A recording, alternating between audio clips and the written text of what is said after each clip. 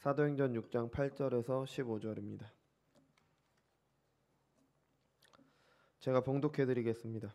스데반이 은혜와 권능이 충만하여 큰 기사와 표적을 민간에 행하니 이른바 자유민들 즉 구레네인 알렉산드리아인 길리기아와 아시아에서 온 사람들의 회당에서 어떤 자들이 일어나 스데반과 더불어 논쟁할세 스데반이 지혜와 성령으로 말함을 그들이 능히 당하지 못하며 사람들을 매수하여 말하게 하되 이 사람이 모세와 하나님을 모독하는 말을 하는 것을 우리가 들었노라 하게 하고 백성과 장로와 서기관들을 충동시켜 와서 잡아가지고 공회에 이르러 거짓 증인들을 세우니 이르되 이 사람이 거룩한 곳과 율법을 거슬러 말하기를 마지 아니하는도다.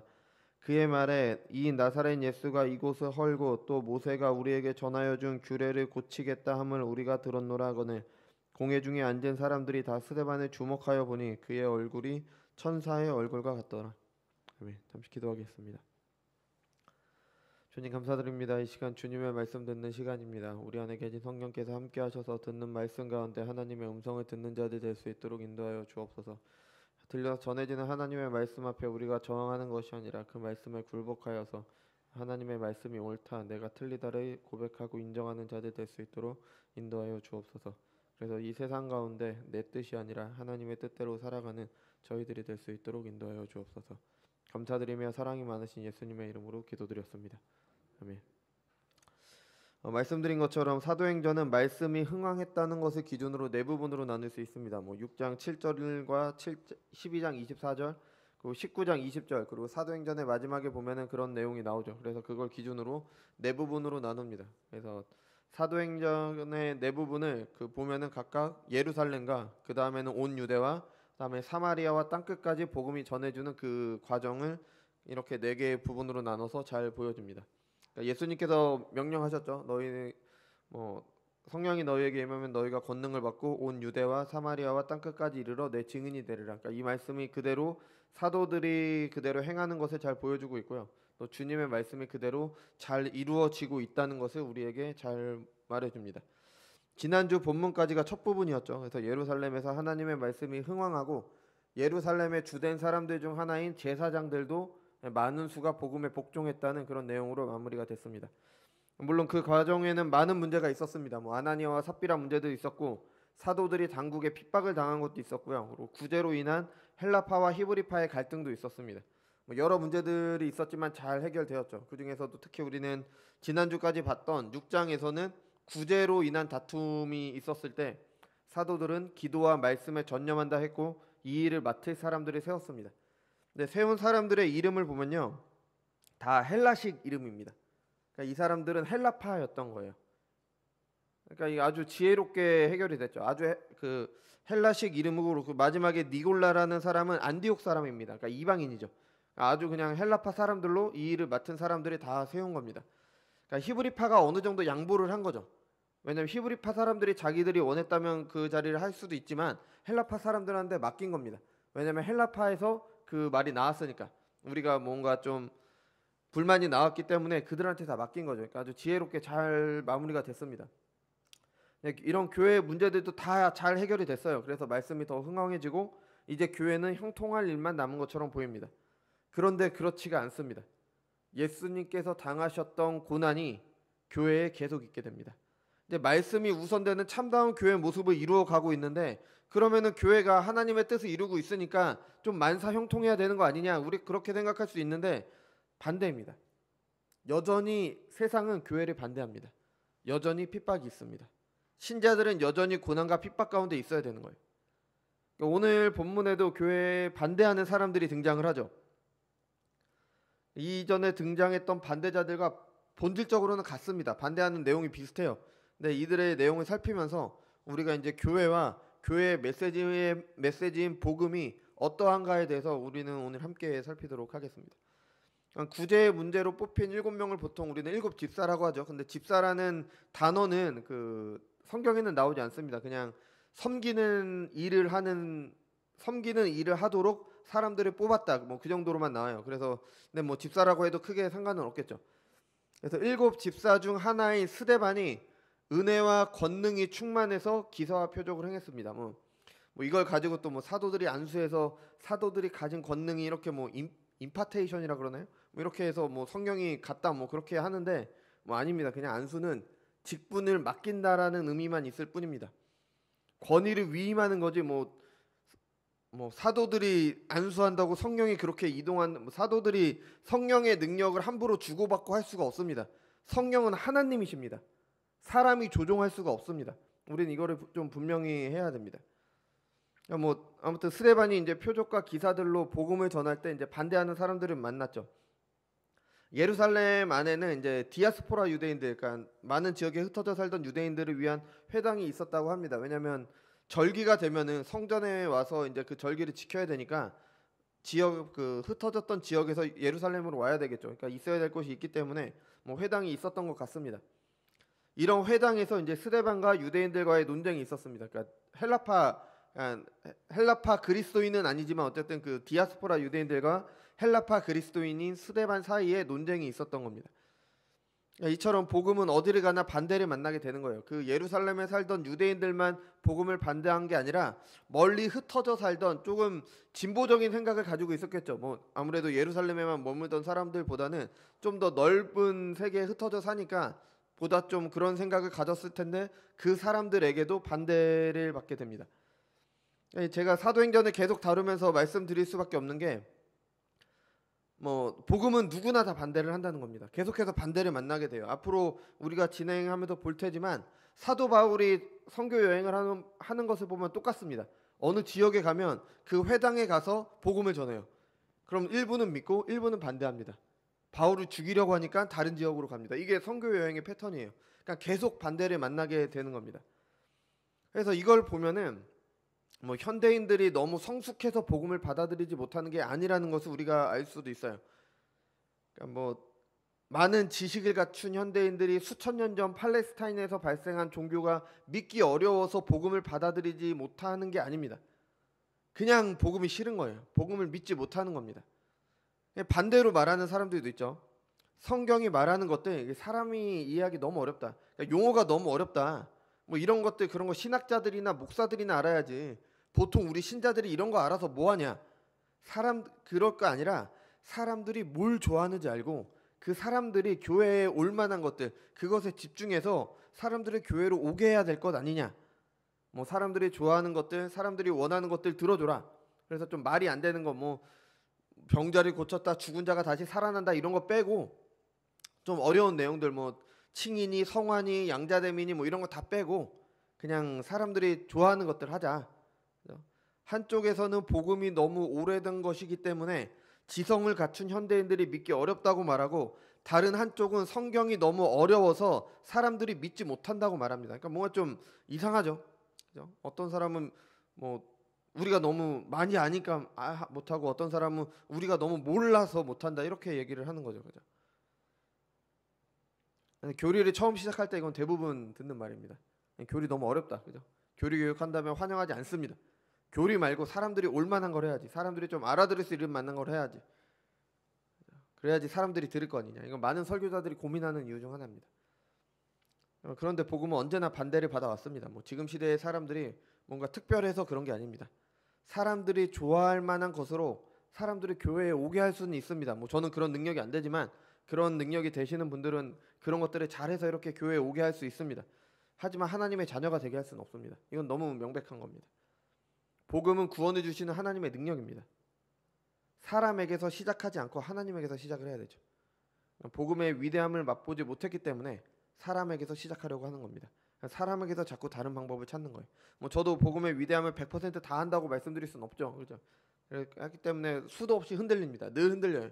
지금 이 예배를 드리면서도 많이 뭐 여러 가지 생각들을 하게 됩니다. 뭐 동기 목사님들과 얘기하면서도 많이 그런 생각을 하게 되죠. 하지만 복음의 위대함을 알았던 사도들은 아니었습니다. 오늘 본문의 스데반도 아니었죠. 스데반은요 사람들을 이해시키기 위해 사람들이 받아들일 만한 내용을 사람들이 원하는 방법으로 전하지 않았습니다. 이후에 이제 우리가 다음 주부터 7장에 대해서 살펴볼 건데요.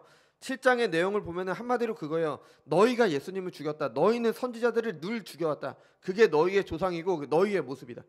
그냥 있는 그대로 그냥 전했습니다. 근데 스데반은 사람들에게 인기를 끌만한 것을 사용하지 않았습니다. 그냥 지혜와 성령으로 말한 거예요. 하나님께서 주시는 지혜와 성령의 함께 하심으로 말했어요. 그랬더니 반대자들의 입이 막았습니다. 요한복음 8장 32절에서 너희가 내 말에 거하면 참으로 내 제자가 되고 진리를 알지니 진리가 너희를 자유롭게 하리라. 그러니까 무엇이 죄의 노예인 사람들을 자유롭게 해줍니까? 진리입니다. 진리를 말해줘야 되는 겁니다. 예수님의 가르침 안에 거하는 거, 그게 바로 진리죠. 그래서 예수님의 제자가 되면 진리를 알게 됩니다. 예수님의 안에 진리가 있기 때문에. 그럼 그 진리가 사람들이 자유롭게 하는 겁니다. 죄의 노예에 있던 사람들을 자유롭게 하는 거죠. 이게 사람들에게 필요한 것이 바로 이 진리죠. 그러니까 다른 장치나 뭐 오락이나 이런 게 교회에서 해야 될 게 아니라 이 진리를 전해줘야 되는 거죠. 제자들과 그들이 전하는 복음을 듣고 믿는 모든 교회들을 위한 기도를 이제 요한복음 17장에서 마지막으로 돌아가시기 전에 하십니다. 그들을 진리로 거룩하게 하옵소서. 아버지의 말씀은 진리입니다. 진리가 신자들을 거룩하게 하는 겁니다. 다른 게 아닙니다. 아버지의 말씀, 하나님의 말씀이 바로 진리가 되는 거죠. 이것을 신뢰하고 이 진리를 온전하게 전하는 게 바로 교회의 역할이고 사도들이 했던 거고 여기서 스데반이 하는 일이죠. 어리석은 자는 그 마음에 이르기를 하나님이 없다 하는도다. 그들은 부패하고 그 행실이 가증하니 선을 행하는 자도가 없도다. 이게 사람들의 상태인 겁니다. 이게 우리의 상태인 거예요. 이런 사람들에게 그들이 좋아하는 거는 다 죄일 뿐입니다. 사람들이 좋아하는 건 죄예요. 왜냐하면 하나님이 없다 하고 하나님을 믿지 않고 하나님을 인정하지 않으니까. 그런 사람들이 좋아하는 걸 해주면은 죄를 해주는 겁니다. 그들이 좋아하는 것이 아니라 그들이 필요한 것을 보고 필요한 교훈을 하나님이 우리에게 주신 그 진리를 전하는 게 바로 교회인 겁니다. 하나님께서 에스겔 선지자를 보내시면서 하신 말씀이에요. 이 자손은 얼굴이 뻔뻔하고 마음이 굳은 자니라. 이 자손은 이스라엘 백성이죠. 하나님의 백성인 이스라엘 백성도 이렇다는 겁니다. 이 자손은 얼굴이 뻔뻔하고 마음이 굳은 자니라. 내가 너를 그들에게 보내노니 너는 그들에게 이르기를 주 여호와의 말씀이 이러하시다 하라. 그들은 패역한 족속이라. 그들이 듣든지 아니 듣든지 그들 가운데에 선지자가 있음을 알지니라. 안 듣는다는 겁니다. 안 듣는다는 거. 이게 이스라엘 백성의 모습이고요. 이게 안 믿는 사람들의 모습이고 이게 우리 신자들의 모습인 겁니다. 여전히 우리도 똑같습니다. 근데 이게 하나님의 명령인 거예요. 듣든지 아니 듣든지 하나님의 말씀을 이러하다라고 전해야 되는 겁니다. 이게 설교자의 역할이며 교회의 역할이죠. 그러니까 뭐 사람들의 필요에서 그들의 관심에서 출발해서 그것을 만족시키고자 하는 것은 하나님의 진리에 대한 모욕입니다. 그래서 뭐 유명한 신학자인 칼바르트가 이런 말을 했어요. 한 손에는 신문, 한 손에는 성경, 이런 이야기를 했는데 뭐 저는 예전에는 뭐 이 말이 괜찮다라고 생각을 해서 물론 칼바르트의 신학을 제가 다 받아들이진 않지만 분명히 좀 잘못된 점이 있어요. 근데 그 말 자체는 훌륭하다라고 생각을 했는데 그게 아닙니다. 이미 목사들도 충분히 세속적입니다. 한 손에 신문을 들고 있을 필요가 없을 정도로 우리는 세상에 관심을 많아요. 그러니까 목사들의 관심은 성경에만 있어야 되는 겁니다. 아니 그래도 사람들이 좀 듣기 좋게 해야 되지 않냐. 근데 그게 아닌 이유가요.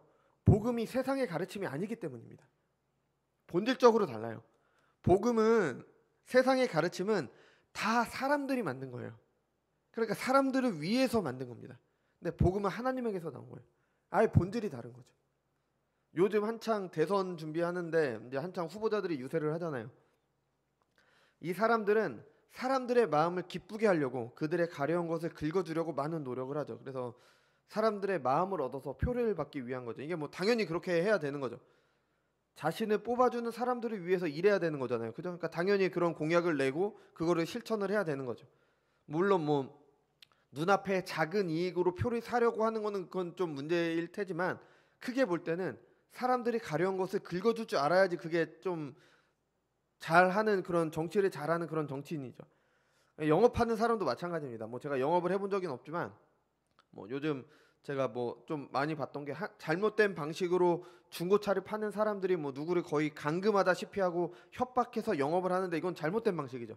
원래 영업을 하는 것은 구매자가 원하는 것을 잘 알고 그것에 맞춰서 영업을 하는 게 영업하는 사람들이 하는 일이잖아요. 그죠?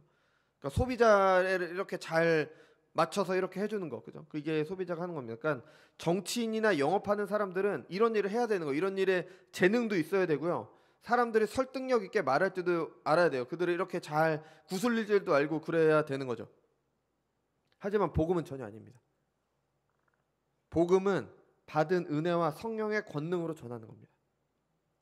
6장 5절을 보면요, 스데반이 지혜와 성령이 충만했다고 스데반만 찝어서 그렇게 설명을 하죠. 성령이 충만했기 때문에 그의 말에는 권능이 있었습니다. 많은 사람들 앞에, 지금 여러 사람들 앞에 있고 스데반은 혼자 있는 거예요. 혼자 섰음에도 다른 사람들이 당해내지 못했습니다. 사람들이 좋아할 만한 거 얘기하지 않았고요. 그들이 구슬르려고 얘기하지 않았습니다. 이거는 뭐 세상에 살아가는 방법으로는 이거에 지혜로운 거고 이걸 해야 되죠. 해야 됩니다. 근데 진리를 전할 때는 아니라는 겁니다. 복음의 방법은 진리와 성령입니다.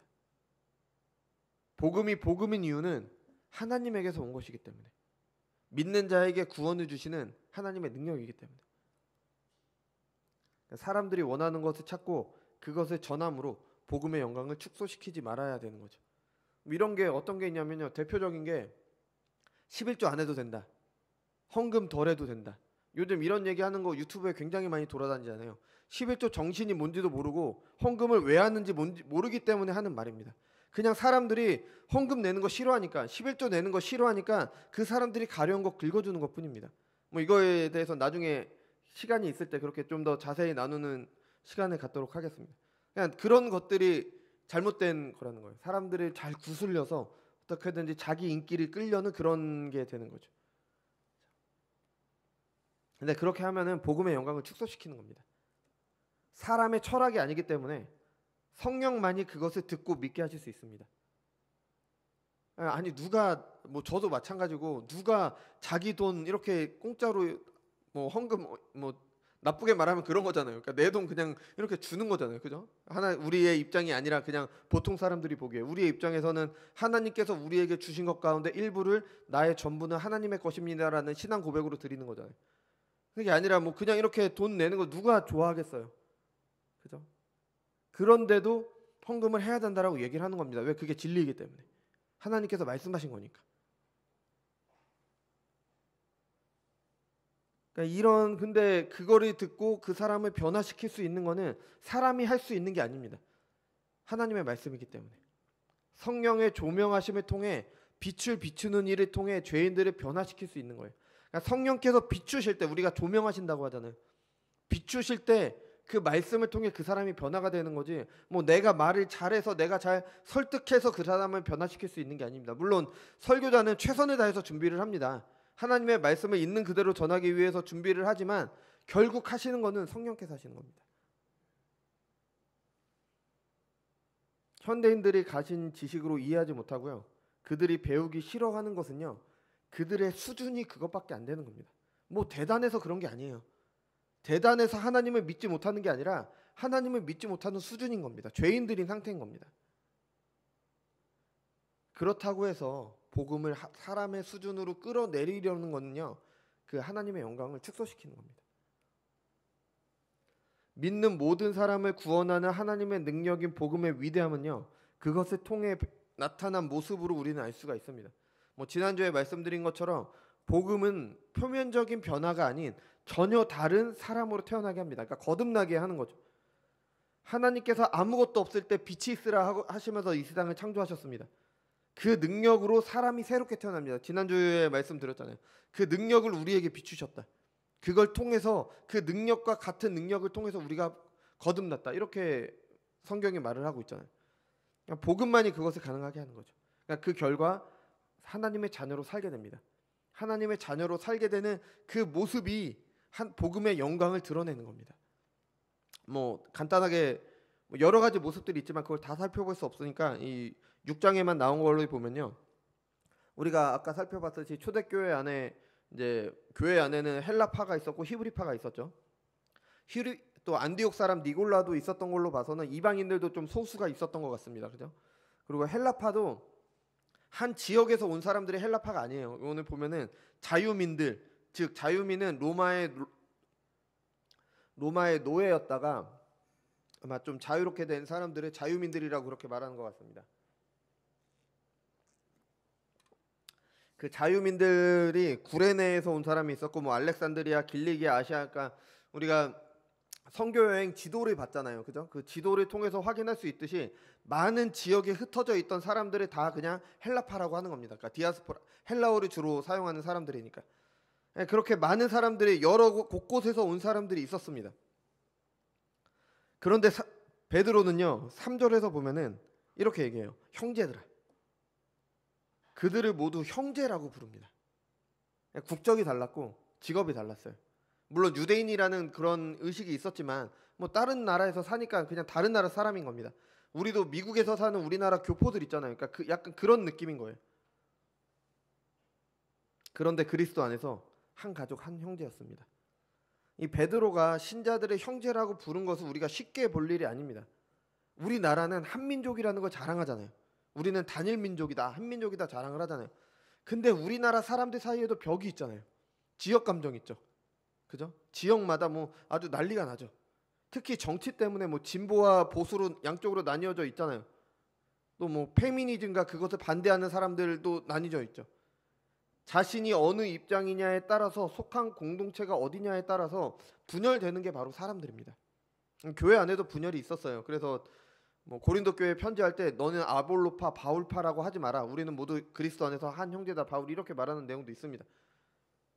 그러니까 우리 사람들은 갈라집니다. 어쩔 수 없이 자기가 처한 입장에 따라서 나한테 더 유리한 사람에 따라서 그 사람이 쫓게 되는 거죠. 그리고 나서 이제 서로 이렇게 나뉘게 되는 겁니다. 그런데 복음은 그 모든 것을 넘어서 그리스도 안에서 한 형제가 되는 겁니다. 그는 우리의 화평이신지라 둘로 하나를 만드사 원수된 것 곧 중간에 막힌 담을 자기 육체로 허시고. 이게 바울이 이 말을 한 것은 유대인과 이방인 사이를 가로막던 담을 허신 것을 말하는 거죠. 유대인들에게 유대인과 이방인들은 아예 다른 존재였어요. 하나님의 백성과 그렇지 않은 사람들, 이런 존재였어요. 심지어 사마리아인들은 이스라엘 가운데 북이스라엘 나라 사람들이 사마리아인들이에요. 그러니까 이전에 같은 민족이었어요. 이스라엘 12지파 가운데 10지파가 그 북이스라엘이었잖아요. 같은 민족이었는데도 그들이 이방인들과 피가 섞여 싸면서 그들을 멸시했습니다. 그렇죠? 그런데 복음은 그리스도 안에서 그 모두를 하나가 되게 하는 겁니다. 국적, 인종, 능력, 성적, 학위, 직업, 정치적 입장, 사는 지역, 나온 학교 그런 거 아무 상관이 없습니다. 그 모든 것을 초월해서 그리스도 안에서 한 형제가 되도록 하는 게 바로 복음입니다. 복음은 하나님의 능력이기 때문에 이 세상 조건과 아무 상관이 없는 거예요. 사람의 눈으로는 어떤 사람은 좀 나아 보이고 좀 괜찮아 보이고 어떤 사람은 고상하고 청렴해 보이고 어떤 사람은 아닌 것처럼 보이지만 하나님 앞에 서면요 우리는 모두 동일합니다. 전적으로 무능하고 전적으로 부패했습니다. 모두 다 똑같습니다. 그냥 죄인입니다. 그런 죄인들이 오직 그리스도의 보혈의 공로를 힘입어 하나님의 아들들이 되었다는 것도 동일한 겁니다. 그 은혜가 없다면 우리는 하나님의 아들들이 될 수가 없는 거예요. 그러니까 이 진리를 참으로 믿는 모든 사람들은 하나로 묶이게 되는 겁니다. 한 형제가 되는 거예요. 이게 복음 외에는 불가능한 겁니다. 교회 외에는 이런 공동체를 찾아볼 수가 없어요. 아무런 사심 없이 모든 사람을 하나로 묶는 것은 복음 외에는 불가능합니다. 세상에 어떤 공동체들도 있겠지만 어떤 집단들이 있겠지만 그 집단들은 다 뭔가 자기가 원하는 게 있기 때문에 모인 거예요. 제가 옛날에 고등학교 때인가 중학교 때인가 사회 시간에 배웠는데 이익 집단이라고 그러죠. 뭔가 집단 이익이 있으니까 그 집단이 뭉쳐서 행동을 하는 겁니다. 근데 교회는 아닙니다. 교회는 그 모든 것을 다 초월해서 세상에 조건이 필요가 없는 거예요. 교회는 그리스도 안에서 하나이기 때문에 하나님 앞에 서면 우리는 모두 다 똑같기 때문에. 그래서 교회는 어떤 사람이 오건 그가 참으로 하나님을 믿는다면 참된 믿음을 갖고자 하여 주 예수께로 나오는 형제라면 우리는 형제로 돼야 되는 겁니다. 누구와 오든 간에. 또 언제 어느 곳을 가든지 참된 신자를 만나게 되면 반가운 거죠. 아, 내 형제구나. 어디를 가서 요즘엔 그러잖아요. 누가 어떤 사람과 만나서 뭔가 거래 같은 걸 하는데 그 사람이 그리스도인이라고 하면은 이 사람이 나를 속일까봐 그 걱정부터 하게 된대요. 그만큼 교회에 대해서 그렇게 보는 거죠. 근데 실제로는 이래야 되는 거예요. 우리가 어디 가서 신자를 우연히 만나게 된다. 그럼 그리스도 안에 한 형제다 라는 반가움이 우리 가운데 있어야 되는 겁니다. 그리고 형제로 잘 섬겨야 되는 거죠. 물론 교회 안에는 이리들도 들어옵니다. 뭐 잘못된 동기와 목적을 가지고 들어오는 사람들이나 광명의 천사로 가장한 무리들을 우리는 조심해야 됩니다. 잘 분별해야 돼서 해야 되지만 참된 서로 그들의 속내가 그렇다고 하더라도 겉으로는 아마 우리가 판단할 수 있는 건 겉모습밖에 없잖아요. 우리가 속 사람을 다 알 수는 없잖아요. 참된 믿음을 추구하는 그런 사람들이 온다면 그 사람의 속셈이 어떻든 간에 우리는 그리스도 안에서 한 형제로 대우를 해주는 겁니다. 뭐 그 외의 거는 하나님께서 알아서 하실 일이죠. 이게 바로 하나님의 능력인 복음이 교회 가운데 드러나는 거고, 이게 바로 복음의 영광인 겁니다. 사도행전 6장 2절에 보면은 교회에 문제가 있을 때 사도들이 모든 제자들을 불렀다고 말해요. 뭐 특별한 자리에 있는 사람들을 제자라고 칭하고 부른 게 아니라 온 교회를 모은 겁니다. 그죠? 그러니까 모든 신자가 제자라고 성경이 말을 하고 있는 겁니다. 제자가 어떤 사람들입니까? 그러니까 믿는 사람들이 제자가 되도록 하는 게 복음의 능력이에요. 근데 제자가 어떤 사람들입니까? 제자는 배우는 사람입니다. 그죠? 학생이에요. 다른 말로 하면 학생. 성령의 능력으로 거듭난 사람은 배우는 사람이 됩니다. 이것도 모든 사람이 동일해요. 뭐 그 사람이 지식이 많고 적음이나 세상의 지위가 높고 낮은가 전혀 상관이 없습니다. 성령의 능력이 없다면 누구도 배우는 자가 될 수 없습니다. 사도행전 2장에서 교회의 모습을 말할 때 그들이 사도의 가르침을 받아라고 가장 먼저 말해요. 신자의 특징은 복음을 배우는 사람이 된다는 겁니다. 배움에 전혀 관심도 없던 사람들이 배우기를 원하는 거예요. 배우기를 원하는 게 단순히 지적 호기심이 아니에요. 뭐 바울이 아테네 아레오바고에서 이제 이방인을 위한 설교를 했을 때 그리스 사람들이 철학이나 뭐 종교에 관심이 많았잖아요. 그래서 네가 한 번 더 얘기해 봐라. 그렇게 얘기하는 그런 호기심이 아니라 하나님의 말씀을 배우기를 원하는 겁니다. 모든 죄인들은 하나님의 말씀을 배워야 돼요. 스스로 깨달을 수가 없습니다. 교회가 한자로 가르치는 모임이잖아요. 그죠? 잘 지은 것 같아요. 하나님의 말씀을 배워서 알도록 하는 것이 바로 교회입니다. 거듭난 사람들은 바로 그 교회에서 진리를 배우기를 원하게 되는 거죠. 이것도 놀라운 일입니다. 사람들은 진리에 관심이 없어요. 뭐 공부를 좋아하는 사람들도 하나님의 말씀에는 관심이 없습니다. 다른 것에 관심이 있지. 뭐 돈 벌어다 주는 주식 공부 아주 열심히 하잖아요. 뭐 부동산에 대해서도 공부를 하죠. 재테크에 관심 많죠. 공부 열심히 합니다. 생업의 수단이 되는 기술들은 돈을 들여가면서 우리가 배우잖아요. 뭐 당연히 그렇게 해야 되는 게 그게 나쁘다는 게 아닙니다. 그렇게 하죠. 또 자기 취미로 즐기는 여러 가지 운동들 내 돈 들여서 내 시간 들여서 뭐 배웁니다. 그죠? 하지만 사람들이 진리를 배우려고 하지 않습니다. 뭐 찬양 집회나 치유 집회와 같은 모임에서 사람들이 가려고 하는데 성경을 배우러 가지는 않습니다. 당장 목회자들도 당장 내 목회에 써먹을 수 있는 무언가를 배우려고 하지 성경을 배우려고 하지 않는 분들도 계십니다. 뭐 여러 모임에서 뜨겁게 기도하고 찬양하죠. 뭐 기도하면서 결단은 잘합니다. 근데 진리를 배우기는 원하지 않습니다. 하나님의 뜻대로 살겠다고 결단을 했어요. 근데 하나님의 뜻이 뭔지는 배우려고 하지 않습니다. 말이 안 되는 거잖아요. 그러면서 재미있고 간단한 이야기, 밝고 유쾌하고 짧은 이야기를 바라는 거죠. 뭐 이런 경향이 근래에 더 심해졌어요. 뭐 유튜브나 여러 가지 동영상을 보는 앱이 발달하니까 도움되는 것도 물론 있습니다. 그렇죠? 근데 사람들이 자신들이 원하는 것만 잘라서 보잖아요. 넘기면서 보잖아요. 그러니까 짧고 간단한 걸 좋아하는 거죠. 뭐 잘 만든 짧은 동영상들은 진리에 관심을 갖도록 하는데 도움이 될 수 있지만 진리를 그 짧은 것 안에 다 담을 수는 없어요. 이러해서 이러하니까 이러하다 이렇게 다 하나하나 설명을 해야 되는데 그 짧은 것 안에 다 설명할 수가 없는 겁니다. 거듭난 사람들은 이 모든 것에도 불구하고 그가 타고난 모습이 어떠하든지 더 잘하고 싶어하고 더 알고 싶어집니다. 하나님의 능력인 복음을 통해 성령께서 하시는 일이죠. 뿐만 아니라 배울 수 있는 능력도 생깁니다. 누구도 진리를 그냥 스스로 내가 배우기를 원하게 되거나 아니면 스스로 깨달을 수가 없어요. 근데 마가복음 12장 37절에 보면은 예수님께서 말씀을 전하실 때 많은 사람들이 즐겁게 들었다라고 그렇게 말을 해요. 사도 바울이 복음을 전할 때 성령께서 루디아의 마음을 열으셨을 때 그것을 듣고 믿게 됐습니다.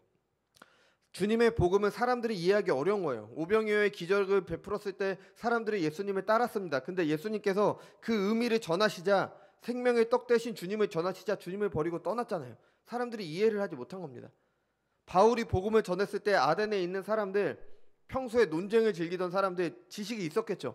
그 사람들도 대부분 못 알아들었습니다. 주님의 가르침과 사도들이 전한 복음을 즐겁게 듣고 더 듣기를 원했다는 것은 성령께서 그 의미를 알게 하셨고, 알게 하심으로 그들 가운데 기쁨을 주셨다는 겁니다. 이게 배움의 많고 적음의 문제가 아닙니다. 사회적 신분의 문제가 아니에요. 성령께서 진리를 즐거워하도록 하시고 이해하도록 하십니다. 그러니까 하나님의 율법을 즐거워하며 주야로 묵상하게 되는 거죠.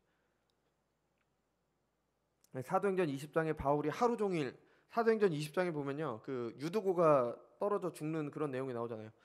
그게 낮부터 시작해서 밤 늦게까지 계속 강론을 한 겁니다. 물론 뭐 쉬는 시간은 있었겠지만 밤 늦게까지 계속 강론을 하자 유두고라는 청년이 떨어져 죽었다가 다시 살아났죠. 근데 그렇게 끝나지 않고 다음날 날 새기까지 계속 전했다고 합니다. 평소에 공부에 관심이 많고 뭐 어떤 뭐 성경을 연구하는 사람들이라면 밤새 일하거나 공부를 할 수도 있겠죠. 하지만 진리를 이렇게 오랫동안 온 교회가 배우는 것은 이건 성령께서 하시지 않고는 불가능한 겁니다. 바울의 가르침을 받는 사람들은 학자들도 아니었고요, 대단한 지혜자들도 아니었습니다. 그냥 일반 보통 사람들이었어요. 거듭난 사람들. 근데 바울이 그들에게 맞춰서 복음을 간단하게 만들지 않았습니다. 바울이 기록한 서신서들을 보세요. 그거 목회자들한테 보내는 게 아니라 일반 성도들이 함께 읽으라고 보낸 겁니다. 근데 교리적인 내용이 가득하잖아요.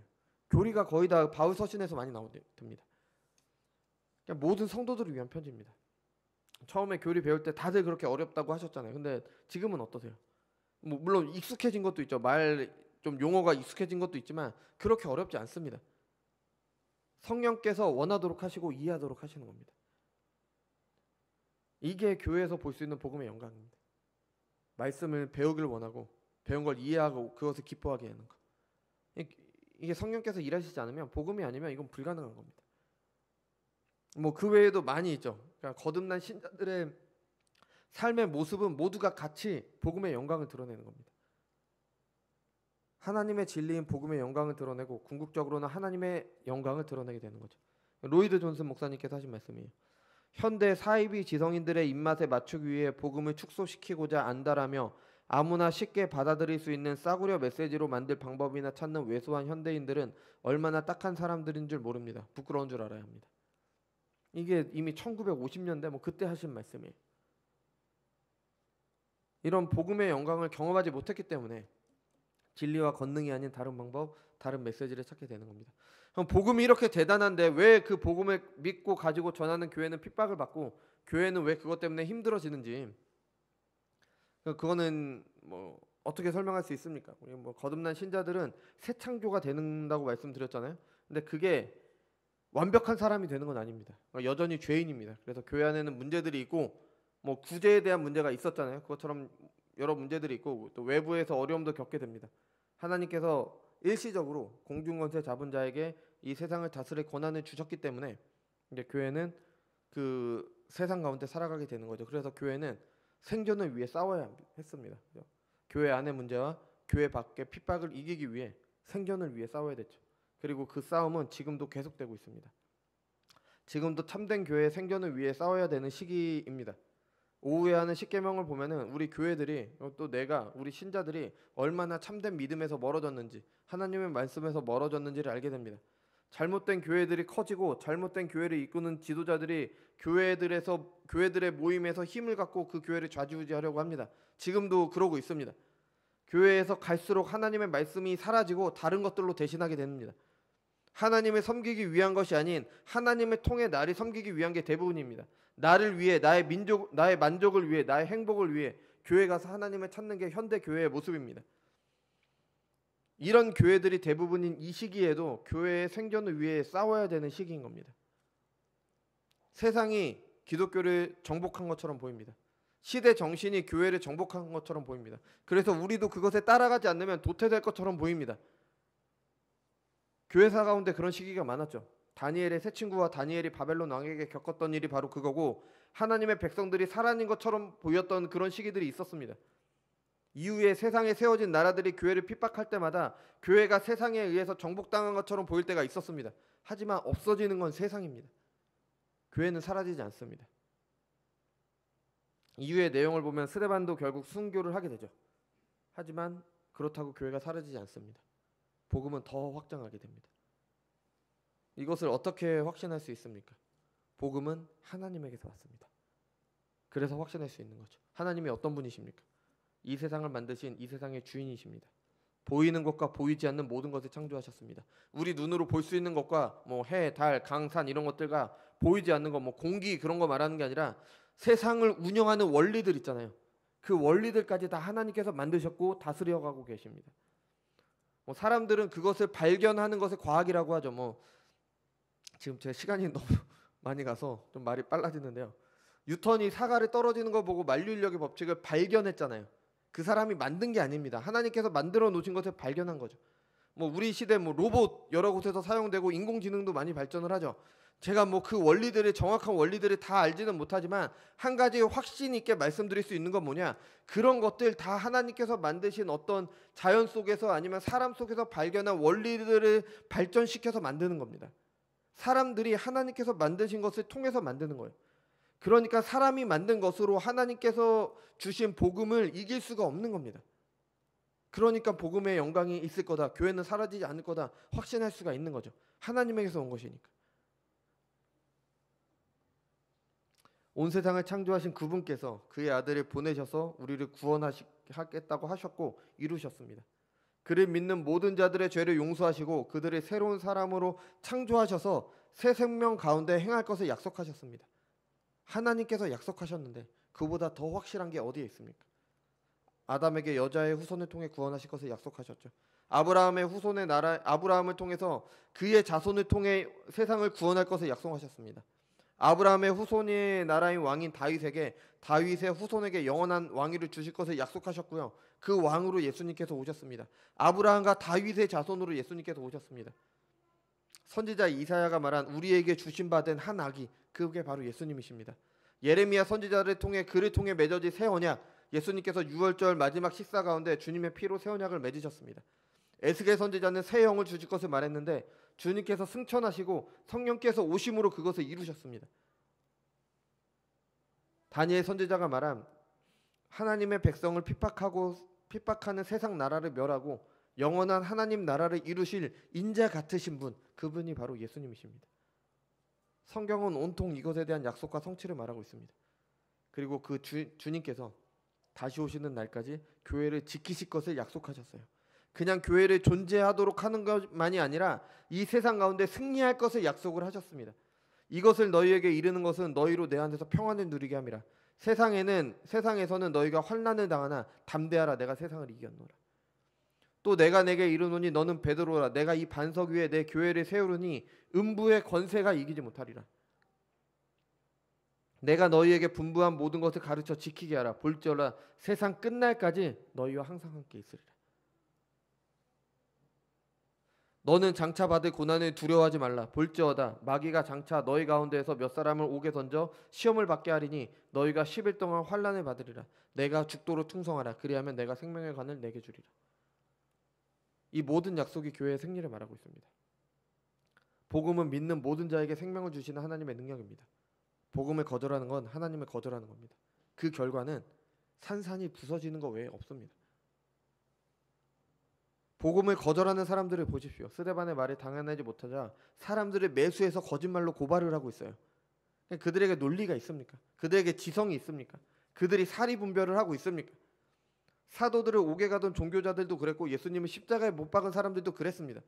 사도행전 스데반이 7장에서 복음을 설명을 해요. 그러자 그들의 반응이 57절에서 58절입니다. 귀를 막고 소리 질렀습니다. 듣기 싫다. 그냥 이 반응인 겁니다. 당해되지 못하고 거짓말로 비난을 하죠. 수단과 방법을 가리지 않고 복음을 우습게 보도록 합니다. 어떻게 해서든지 꼬투리 하나 잡아서 그것 가지고 깎아내리려고 안간힘을 씁니다. 이게 복음을 거절하는 사람들의 수준입니다. 이게 아직 여러분 가운데 복음을 받아들이지 못하시는 분이 계시다면 묻고 싶습니다. 여러분은 지금 전지전능하신 하나님께서 계획하시고 이루어 가시는 구속사를 거절하고 계신 겁니다. 이 세상을 만드시고 마지막 날까지 운행해 가시는 분을 거절하고 있는 겁니다. 영원히 변하지 않는 그분의 말씀을 우습게 여기고 믿지 못할 만한 것으로 여기고 있는 겁니다. 이길 수 있겠습니까? 어쩌면 이길 수 없다라는 것 알면서도 거절하고 있지 않습니까? 어느 목사님께서 말씀하신 겁니다. 여러분은 자신이 실패자라는 것을 압니다. 지적으로 위장하고 있기는 하지만 그것이 가면에 불과하다는 것을 압니다. 자기 영혼의 상처에서 고름이 흐르고 있다는 것을 압니다. 그런데도 계속 저항하고 있습니까? 계속 하나님의 성령께 저항하고 있습니까? 똑똑한 현대인들과 함께 멸망으로 떨어질 것입니다. 주님을 참으로 믿는 여러분에게 묻겠습니다. 복음에 순종하고 계십니까? 하나님의 말씀에 순종하고 계십니까? 복음의 권능과 영광을 맛보셨습니까? 놀라우신 하나님의 지혜로 계획하시고 이루신 복음, 그의 아들께서 오셔서 십자가에 달리심으로 이루신 복음입니다. 아버지와 아들의 영께서 계시의 말씀을 통해 우리에게 호소하고 계시는 그런 복음입니다. 그 복음의 영광 맛보셨습니까? 그래서 배우길 원하십니까? 기쁨으로 배우십니까? 주님을 참으로 믿는 모든 사람들과 그리스도 안에서 한 형제가 되었습니까? 15절은 말합니다. 공회 중에 앉은 사람들이 다 스데반을 주목하여 보니 그 얼굴이 천사의 얼굴과 같더라. 사람들이 거짓으로 비난해도 스데반의 얼굴은 천사의 얼굴과 같았습니다. 복음이 구원을 주시는 하나님의 능력이라는 확신은 그가 어느 자리에 있든지 어느 곳에 있든지 어떤 형편에 있든지 천사의 얼굴을 갖도록 했습니다. 여러분에게 이런 평안이 있습니까? 모든 문명은 다 지나갑니다. 그렇게 강했던 바벨론, 페르시아, 헬라 제국, 로마 제국 다 지나갔습니다. 교회를 반대했던 유대인들, 교회를 핍박했던 로마, 근현대사의 교회를 핍박했던 그 모든 정치 권력들 다 사라졌습니다. 하지만 교회는 사라지지 않습니다.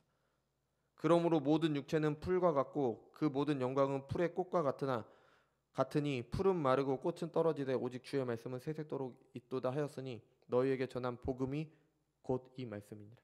복음은 영원합니다. 오직 주의 말씀은 영원합니다. 하나님의 지혜를 인정하고 성령의 호소에 굴복하십시오. 제가 굴복이라는 말을 계속 사용을 하는 것은 우리의 입장에서는 굴복하는 것 방법밖에 없습니다. 내 생각이 옳다라고 하나라도 주장을 하면 안 되는 겁니다. 하나님의 말씀이 진리임을, 그것이 참된 것임을 인정하고 받아들이십시오. 그럴 때 주님의 영광과 능력을 스스로 경험해서 알게 될 겁니다. 욥이 말했죠. 내가 주님을 듣기만 들었는데 이제 와서 하나님을 뵀습니다. 우리가 그 복음을 받아들일 때 복음의 영광됨을 알게 될 것입니다. 매번 귀로 듣기만 했던 복음의 영광을 참으로 알게 될 것입니다. 그래서 그 복음과 그 복음에 나타난 하나님의 영광에 자신을 더 전적으로 던지는 참된 믿음의 반응을 보이게 될 겁니다. 우리에게 이런 은혜가 허락되길 바랍니다. 기도하겠습니다. 주님 감사드립니다. 오늘은 스데반과 다른 유대인들과의 논쟁을 통해서 그 가운데 나타난 복음의 영광을 대해서 같이 살폈습니다. 주님, 복음은 우리 믿는 모든 사람들에게 구원을 주시는 하나님의 능력입니다. 사람에게서 온 것이 아니기 때문에, 하나님에게서 온 것이 아니기 때문에 이 세상 것들과는 본질적으로 다릅니다. 우리가 복음을 세상의 가르침이나 아니면 세상의 어떤 방식들에 따라 전하려고는 하지 않았는지 이 시간 돌아볼 수 있도록 인도하여 주옵소서. 예수님과 그리고 사도들과 그리고 스데반이 한 것처럼 우리가 복음을 전할 때 오직 진리와 성령으로 전하는 자들 될 수 있도록 인도하여 주옵소서. 이를 위해서 먼저 우리가 복음을 받아들이고 복음을 참으로 믿고 내 생각을 복음에 굴복시킴을 통해서 복음의 영광을 참으로 맛보는 저희들이 될 수 있도록 인도하여 주옵소서.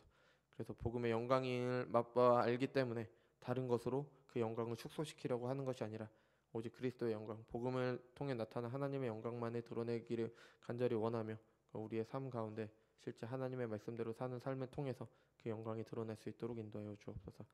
이런 은혜가 우리에게 허락됨을 통해서 우리 교회를 통해 하나님의 나라가 확장되어 가고 우리의 모습을 보고 믿지 않는 사람들이 믿음의 자리로 나올 수 있도록 인도하여 주옵소서. 감사드리며 사랑이 많으신 예수님의 이름으로 기도드렸습니다. 아멘. 교회 소식입니다.